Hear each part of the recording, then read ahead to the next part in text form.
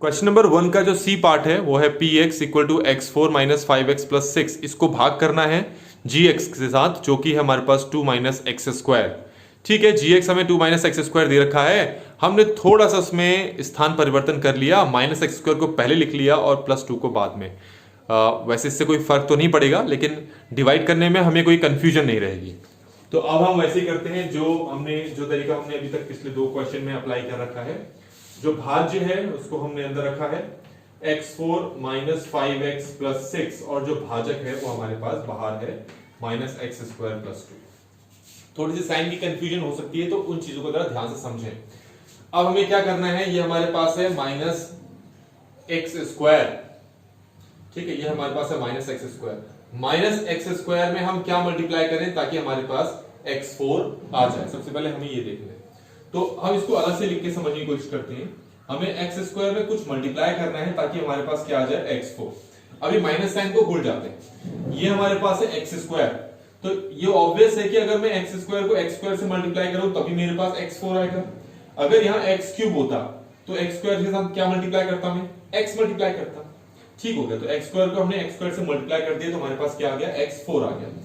यहां है माइनस, तो आंसर में हमें चाहिए यहां प्लस, तो इसका मतलब एक माइनस और लगाना पड़ेगा, तभी ये माइनस माइनस कैंसिल होंगे तो ही आंसर हमारे पास प्लस में आएगा। तो माइनस एक्स स्क्वायर में क्या मल्टीप्लाई करना चाहिए हमें, माइनस एक्स स्क्वायर, तो ही हमारा आंसर क्या आएगा, एक्स फोर आएगा। अब ये जो प्लस टू है इसको किसी नए नंबर से मल्टीप्लाई नहीं करना, इसी से करना है।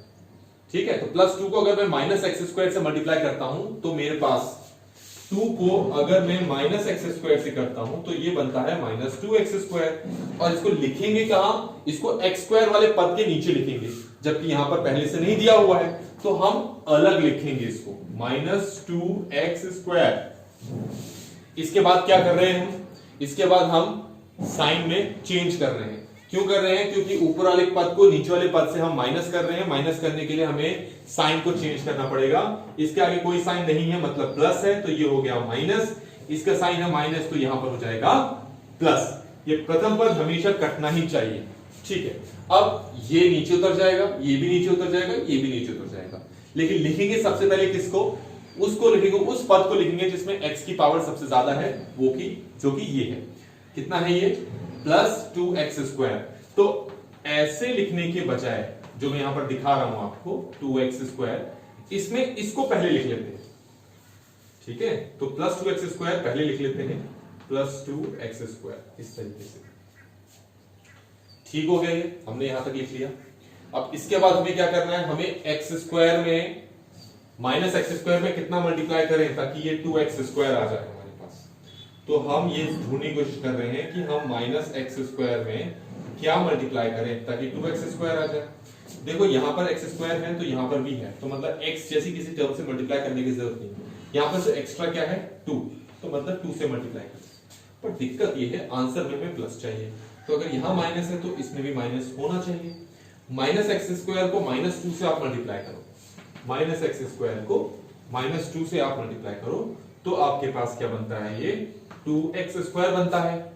अब इस टू को इस माइनस टू से मल्टीप्लाई करोगे तो कितना बनता है, माइनस फोर, जो कि इसके नीचे तो नहीं लिखेंगे, इसके नीचे लिखना पड़ेगा माइनस फोर।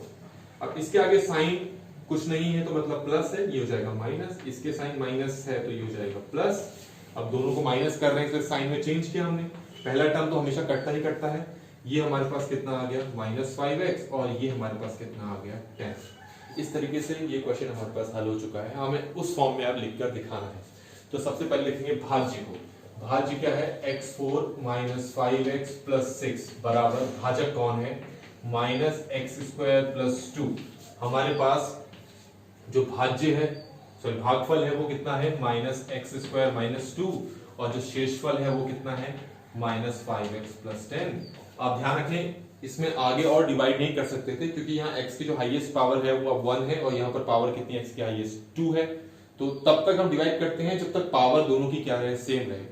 यहाँ पर पावर जैसे ही छोटी होती है, पावर मतलब घात जैसी छोटी जाती है, हम आगे उसको डिवाइड करना बंद कर देते हैं। तो इस तरीके से ये क्वेश्चन सॉल्व हो गया। क्वेश्चन 1 के हमने तीनों पार्ट कर लिए।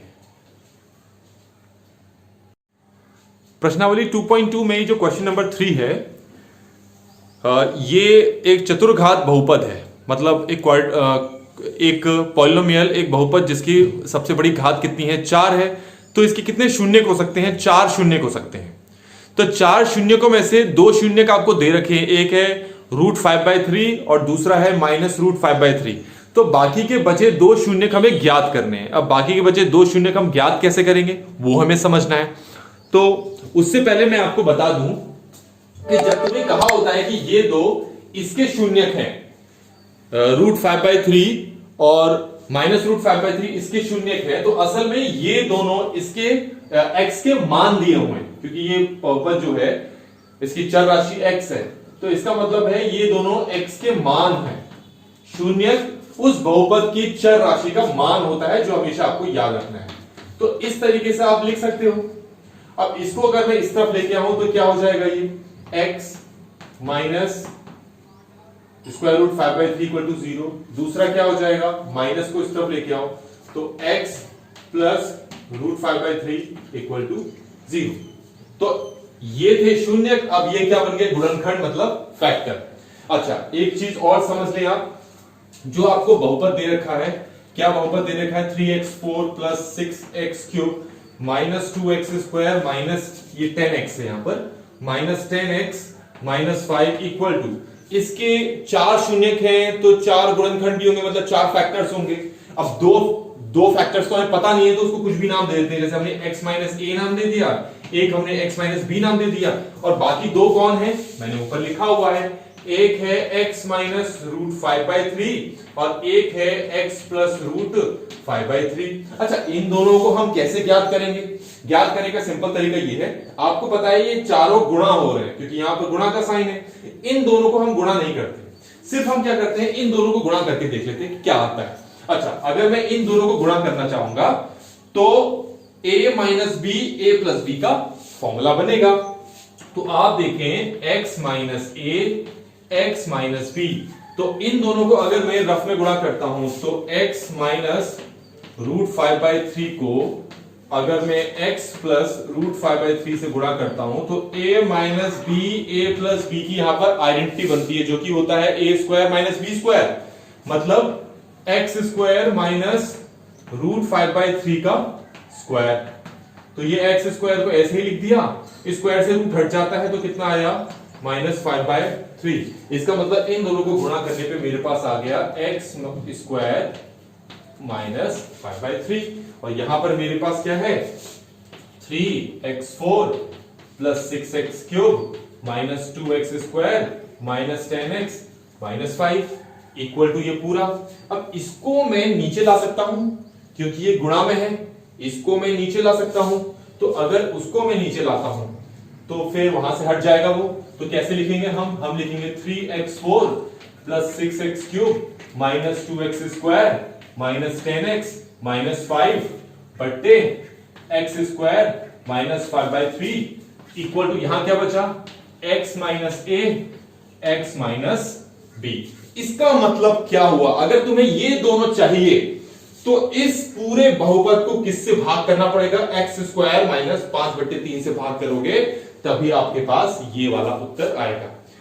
आप चाहो तो इसके बाद भी इसको प्रोसीड कर सकते हो, लेकिन इतना लंबा करने की हमें जरूरत नहीं, हम शॉर्ट तरीके से करेंगे। तो हमने एक चीज सीख ली, दिए गए बहुपद को भाग किससे करना है, जो आपको 2 शून्य दिए होते हैं उनका आपने फैक्टर्स बना लिया, गुणनखंड बना लिया, फिर उन दोनों गुणनखंड को आप क्या कर लो, गुणा कर लो, उसी से उस पूरे बहुपद को आपको क्या करना है, भाग करना है। तो अब हम इसको, ये हम समझ गए हैं कि हमें बाकी के 2 शून्य कैसे मिलेंगे। अब उसको हम आगे सॉल्व करने की कोशिश करते हैं।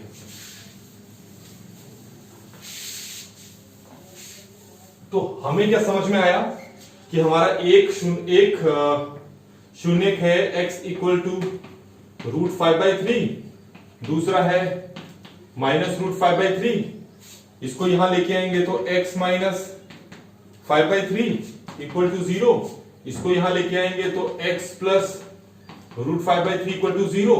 अब इन दोनों को गुणा कर देते हैं तो a - b a + b का फॉर्मूला हो जाएगा x² -5/3, एक्चुअली ये √5/3 का होल स्क्वायर हो जाता है, स्क्वायर से रूट कर दिया तो x माइनस 5/3 इक्वल टू 0। ये वो था, वो मैं पहले ही समझा चुका था, ये वो चीज है जो इसको भाग करेगी। लेकिन इसको भी थोड़ा सा सिंप्लीफाई कर लेते हैं।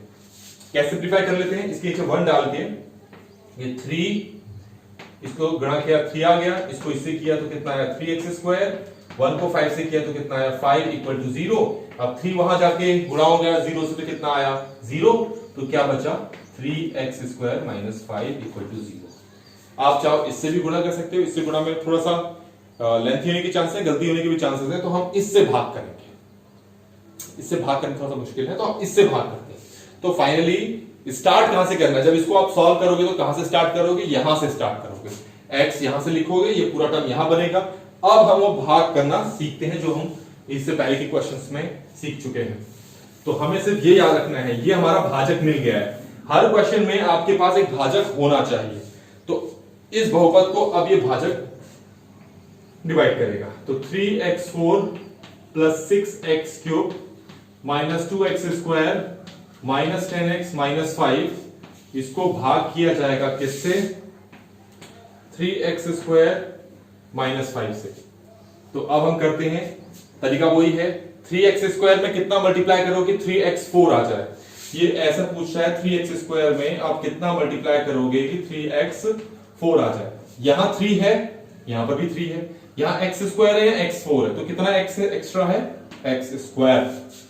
तो अब इसको इससे मल्टीप्लाई करो, ये बन रहा है। इसका मतलब है 3x² में अगर तुम x² को मल्टीप्लाई करते हो तभी 3x की पावर 4 आती है। अब -5 को x² से मल्टीप्लाई करोगे तो आता है -5 को अगर मैं x² से मल्टीप्लाई करता हूं तो ये आता है -5x²। लिखेंगे कहां? x² के नीचे, जो कि ये है -5x²। इसके बाद क्या तरीका समझाया था कि दोनों को हम माइनस करेंगे। इसका साइन प्लस है तो हो जाएगा माइनस, इसका माइनस है तो हो जाएगा प्लस। ये पहला टर्म कटता ही है, तो क्या बचा आपका 6x³ minus 2x² plus 5x²। इसको ढंग से सॉल्व करें तो ये आता है हमारे पास plus 3x² minus 10x minus 5। फिर से हमारे पास वही स्टेप आ गया है। अब 3x² में कितना मल्टीप्लाई करो ताकि 6x³ आ जाए? पहले तो नंबर देखते हैं। 3 में कितना मल्टीप्लाई करो कि 6 आ जाए? 2, तो नंबर का तो केस खत्म। x² में कितना मल्टीप्लाई करो कि x³ आ जाए? x, तो इसका मतलब 3x² में 2x मल्टीप्लाई करोगे तो कितना आएगा? 6x³। तो 3x² में हम 2x मल्टीप्लाई करने वाले हैं, तो हमारे पास ये 6x³ आता है। अब -5 में 2x मल्टीप्लाई करो।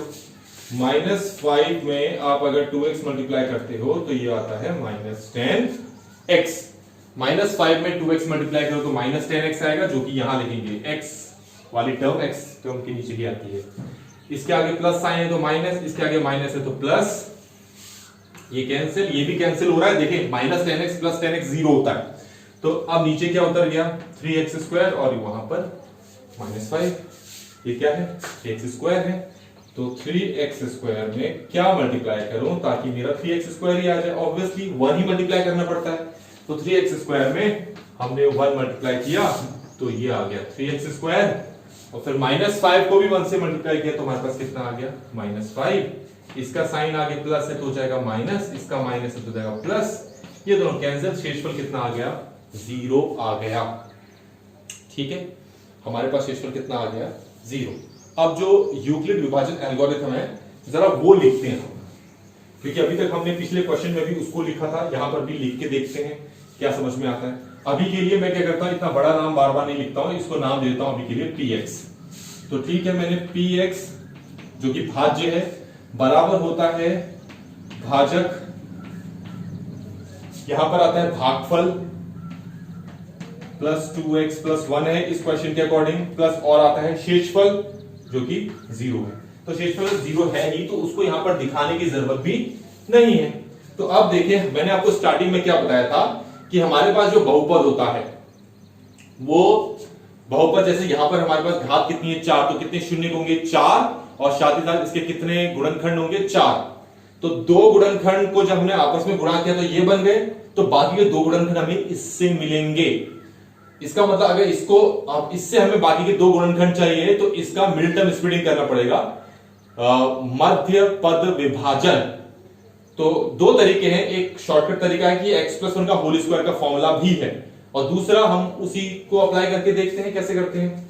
तो हमारे पास ये px आ गया 3x² - 5। ध्यान रखें ये जो है ये x इक्वल टू √5/3 और x इक्वल टू -√5/3 से मिलकर बना है, तो इसलिए इसको खोलने की जरूरत नहीं है, हम सिर्फ इसको देखेंगे। इसमें अगर मध्य बिंदु प्रमेय करें तो x² प्लस, पहले हम इसको इससे गुणा करते हैं तो कितना आता है 1x², फिर 1x के हम फैक्टर्स बनाते हैं, जितने भी गुणनखंड बन सकते हैं एक ही बनेगा, 1 × 1 = 1, और इसके साथ x लगा दो x, तो ये हो जाएगा x²। ठीक हो गया, और तो नहीं बनेगा। अब देखो ये जो दो हमारे पास गुणनखंड मिले हैं 1x और 1x, इनको जोड़ने पे क्या बनता है यहाँ पर 2x, तो हम लिखेंगे 1x + 1x + 1। हम इसको डायरेक्ट भी कर सकते हैं क्योंकि x+1 का होल स्क्वायर होता है, पर मैं इसलिए करके ऐसे इसलिए दिखा रहा हूं ताकि जिन बच्चों को डायरेक्ट करने में दिक्कत है वो मैं ये तरीका उनको समझ में आ चुका होगा अब तक। अब बाकी चीजें को कॉपी करते जाएं आप। 3x² - 5, तो इन दोनों में से क्या चीज बाहर आएगी, x आएगी, और अंदर क्या बचेगा, अंदर बचेगा यहां से बचेगा x प्लस यहां बचेगा 1। इन दोनों में से क्या कॉमन आएगा, 1। जब कोई नंबर कॉमन नहीं है तो मतलब 1 कॉमन है, और अंदर क्या बचा, वही चीज जो यहां बचेगी x + 1। px को ऐसे ही उतार दिया 3x² - 5। अगर मैं x+1 को बाहर रखूं